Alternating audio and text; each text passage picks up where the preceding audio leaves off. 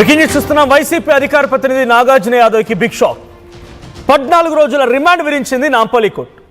చెంచల్గూడ జైలుకు తరలించారు బేగం బజార్ పోలీసులు. ఓ టీవీ ఛానల్ డిబేట్లో సీఎం రేవంత్ పై నాగార్జున యాదవ్ చేసిన అనుచిత వ్యాఖ్యల నేపథ్యంలో కాంగ్రెస్ నేతలు సీరియస్ అయి ఫిర్యాదు ఇచ్చారు. అయితే కాంగ్రెస్ నేత టీపీసీసీ కార్యదర్శి కైలాష్ సజ్జన్ ఫిర్యాదు మేరకి ఈ నెల 10వ తేదీన కేసు కూడా నమోదు చేశారు. అనంతరం నాగార్జున యాదవ్ అరెస్ట్ చేశారు పోలీసులు. గుంటూరు నుంచి హైదరాబాద్ తరలించారు. హైదరాబాద్లో ప్రస్తుతం బేగం బజార్ పోలీసులు ఆయన కోర్టులో ప్రొడ్యూస్ చేశారు, రిమాండ్ కూడా తరలించారు. సో విజువల్స్ మనం చూస్తున్నాం. ఇక్కడ ఫోటోలో కనిపించే వ్యక్తే నాగార్జున యాదవ్. సో ఇంకోవైపు Kailash Sajjan advocate and state secretary. So Begum Bazar police స్టేషన్లో కంప్లైంట్ ఇచ్చినటువంటి ఆ కంప్లైంట్ లెటర్ మనం చూడొచ్చు. So 10/7/2026 at about 10 PM I came across a video. ఒక వీడియో సర్క్యులేట్ అవుతుంది ఫేస్బుక్లో. సో ఆ ఫేస్బుక్ వీడియో ఆధారితంగా నాకు కొంచెం ఇబ్బంది కలిగింది. మా ముఖ్యమంత్రిని రకంగా మాట్లాడడం తప్పనిపించి అందుకే కంప్లైంట్ ఇస్తున్నానని చెప్పి ఆ కంప్లైంట్ని మనం చూడొచ్చు. ఆ కంప్లైంట్ ఆధారితంగానే బేగం బజార్ పోలీసులు ఇప్పుడు ఫిర్యాదు నుంచి కేసు నమోదైంది. నాగార్జున యాదవ్ని ఏపీకి వెళ్ళి గుంటూరు నుంచి తెలంగాణకు తీసుకొచ్చారు. ఇక్కడ తీసుకొచ్చి ఆయన్ని జైలుకు సైతం పంపించారు. సో ప్రజెంట్ చెంచల్గూడ జైల్లో ఉన్నారు. సో ఆయన 14 రోజుల పాటుగా రిమాండ్ విధించడంతో జైలుకు తరలించారు. సో ఇప్పుడు వైసీపీ పార్టీ కూడా కొంత అగ్రెసివ్గా రియాక్ట్ అవుతోంది.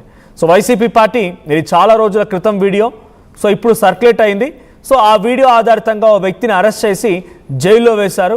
సో ఇప్పుడు ఈ సంఘటన విషయంలో కూడా ఈ మధ్య కాలంలో కొంతమంది తెలంగాణకు సంబంధించినటువంటి జర్నలిస్టులు అంటామా, లేకపోతే కొంతమందిపై కేసులు నమోదయ్యేటువంటి పరిస్థితులు, కొన్ని వ్యాఖ్యలు రావడం కానీ, కొంతమంది అరెస్ట్ చేయడం కానీ ఆంధ్ర తెలంగాణ సెంటిమెంట్గా మార్చారు. ఇప్పుడు మరి తెలంగాణకు సంబంధించిన పోలీసులు ఇక్కడికి వచ్చి ఓ వ్యక్తిని అరెస్ట్ చేస్తే ఏం చేయాలి అని చెప్పి క్వశ్చన్ చేస్తున్నారు. ఆయన ఒక ఫక్తు రాజకీయ పార్టీ నాయకుడిగా ఎంతటి పరజాలం ఉపయోగించి ఆయన మాట్లాడుకొచ్చాడో ఆ వీడియోలు అందరూ చూసే ఉంటారు. ఆ భాష వాడు వీడని మాట్లాడడం, డెలివరీ బాయ్స్ అని రకంగా మాట్లాడడం, అంటే సీఎం స్థాయిని, ఇక్కడ రేవంత్ రెడ్డిని కాదు, సీఎం స్థాయిని, సీఎంకి సంబంధించి ఆ కుర్చీలో కూర్చున్న వ్యక్తిని ఈ రకంగా డైరెక్ట్గా పరజాలంతో మాట్లాడినందుకు గాను పోలీసులు కేసు నమోదు చేసి అరెస్ట్ చేశారు. దానికి ఇక్కడ ఎవరైతే జర్నలిస్టులు మాట్లాడిన మాటలకి చాలా వ్యత్యాసం ఉంటుంది. ఆంధ్ర తెలంగాణ అని చెప్పి ఆ రోజు మాట్లాడిన వాళ్ళ రోజు ఏం చేస్తారని క్వశ్చన్ చేసే వాళ్ళకి, ఒక జర్నలిస్ట్గా మాట్లాడిన మాటకి, ఒక ఫక్తు రాజకీయ పార్టీ నాయకుడు మాట్లాడిన మాటకి చాలా డిఫరెన్స్ ఉంటుంది. ఇక్కడ రాజకీయ నాయకుడిగా నాగార్జున యాదవ్ మాట్లాడాడు కాబట్టి పోలీసులు కేసులు నమోదు చేసి ఆయన అరెస్ట్ చేశారు. విజువల్స్ మనం చూడవచ్చు, సీసీటీవీ కెమెరా విజువల్స్ అన్ని కూడా ఆయన అరెస్ట్ చేసే క్రమంలో ఆ విజువల్స్ మనం చూస్తున్నాం. సో 10వ తేదీన కేసు నమోదైంది, ఆయన్ని అరెస్ట్ చేశారు. అరెస్ట్ చేసి ప్రజెంట్ ఆల్రెడీ జైలుకు కూడా తరలించారు. 14 రోజుల పాటుగా జైల్లో ఉండబోతున్నారు నాగార్జున యాదవ్. మరి మధ్యలో వైసీపీ పార్టీ ఎటువంటి విధంగా రియాక్ట్ అవుతుంది, వైసీపీ బెయిల్ కోసం ప్రయత్నం చేస్తున్న చూడాలి. చెంచల్ కూడా జైల్లో ఉన్నారు. దీనికి సంబంధించి మరిన్ని అప్డేట్స్ ప్రతినిధి సాయి అందిస్తారు. సాయి, సో నాగార్జున యాదవ్ని జైలుకు కూడా పంపించారు పోలీసులు. సో కోర్టు నిర్ణయం మేరకు 14 రోజులు రిమాండ్ కూడా విధించారు. అప్డేట్స్ ఏంటి, ఆయన కుటుంబం ఏం చెప్తోంది, వైసీపీ రియాక్షన్స్ ఏంటి? తెలంగాణ ముఖ్యమంత్రి రేవంత్ రెడ్డిని దూషించినటువంటి కేసు నాంపల్లి మ్యాజిస్ట్రేట్ వైఎస్ఆర్సీపీ నేత నాగార్జున యాదవ్ కి 14 రోజుల పాటు రిమాండ్ విధించడం జరిగింది. అయితే దీనికి సంబంధించినటువంటి అంశాలపైన నిన్న వాదనలు జరుగుతున్నటువంటి సమయంలో నాగార్జున యాదవ్ తరఫు న్యాయవాదులు సుప్రీంకోర్టు గైడ్ లైన్స్ ను పోలీసులు పాటించలేదంటూ కూడా వాదనలు వినిపించడం జరిగింది. అయితే ఇరు వర్గాలు కూడా వాదనలు విన్నటువంటి నాంపల్లి మ్యాజిస్ట్రేట్ 14 రోజుల పాటు రిమాండ్ విధిస్తూ కూడా ఆదేశాలు ఇవ్వడంతో వైఎస్ఆర్సీపీ పార్టీకి సంబంధించినటువంటి న్యాయవాదులు ప్రస్తుతం నాగార్జున యాదవ్ కి సంబంధించి బెయిల్ కి సంబంధించినటువంటి అంశాలపైన కూడా వాళ్ళైతే ప్రస్తుతం ఏ విధంగా ముందుకు వెళ్ళాలనే దానిపైన కూడా ఆలోచిస్తున్నట్లు తెలుస్తుంది. బెయిల్ కి సంబంధించినటువంటి పిటిషన్స్ కూడా ఇప్పటికే దాఖలు చేశారు.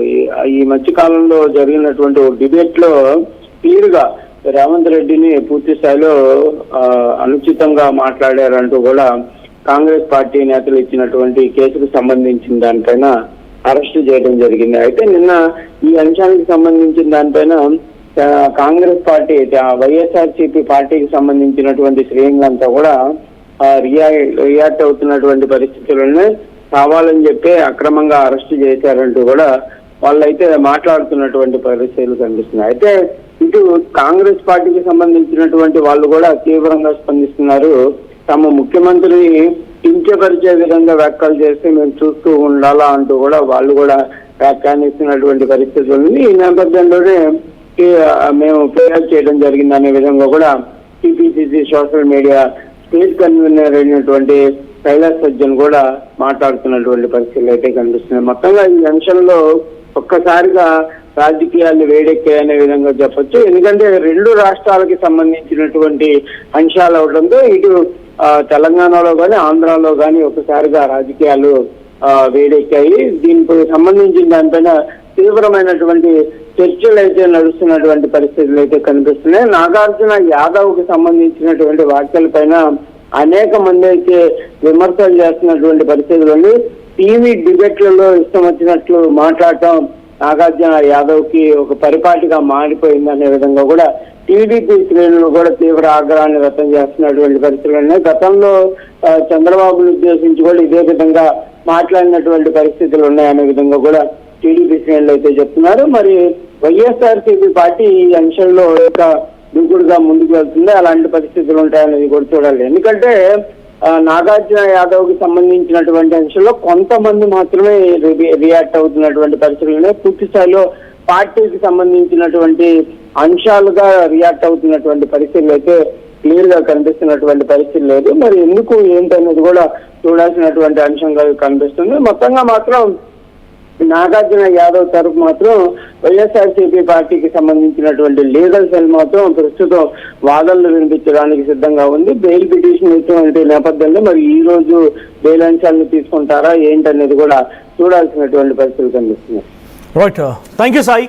సో మొత్తంగా నాగార్జున యాదవ్కి సంబంధించినటువంటి విషయం పైన వైసీపీ ఎలా రియాక్ట్ అవుతుందో చూడాలి. బట్ నాగార్జున యాదవ్ అయితే ముఖ్యమంత్రి రేవంత్ రెడ్డిని ఓ న్యూస్ ఛానల్ డిబేట్లో మాట్లాడినటువంటి మాటలే తెలంగాణ కాంగ్రెస్ సంబంధించినటువంటి ఒక స్టేట్ సెక్రటరీ సజ్జన్ కైలాస్ సజ్జన్ ఇచ్చినటువంటి ఫిర్యాదు ఆధారితంగా బేగం బజార్ పోలీసులు ఆంధ్రప్రదేశ్కి వెళ్ళడం, గుంటూరులో ఆయన అదుపులోకి తీసుకోవడం, అక్కడి నుంచి తెలంగాణకు తరలించడం, నాంపల్లి కోర్టులో హాజరుపరిచి జైలుకు కూడా తరలించారు. సో నాగార్జున యాదవ్ యొక్క వ్యాఖ్యలే ఇక్కడి వరకు దారితీశాయి. సో నాగార్జున యాదవ్ వ్యాఖ్యల తర్వాత మరింతగా ఇటువంటి పరజాలం ఉపయోగించాలన్నా టీవీ చర్చా కార్యక్రమంలో కానీ సహజంగా పొలిటీషియన్స్లో ఇంతటి మాట మాట్లాడినందుకు గాను అందరూ కొంత అలర్ట్ అయ్యే అవకాశం కూడా ఉంది. సో నాగార్జున యాదవ్ పట్ల పోలీసులు వ్యవహరించిన తీరును కూడా కొంతమంది తప్పుపడుతూ ఉన్నారు. సో ఆయన అంటే ఆ రోజు ఆంధ్ర తెలంగాణ సెంటిమెంట్ అన్నారు, మరి ఈ రోజు ఏమైందని రకంగా మాట్లాడుతున్నారు.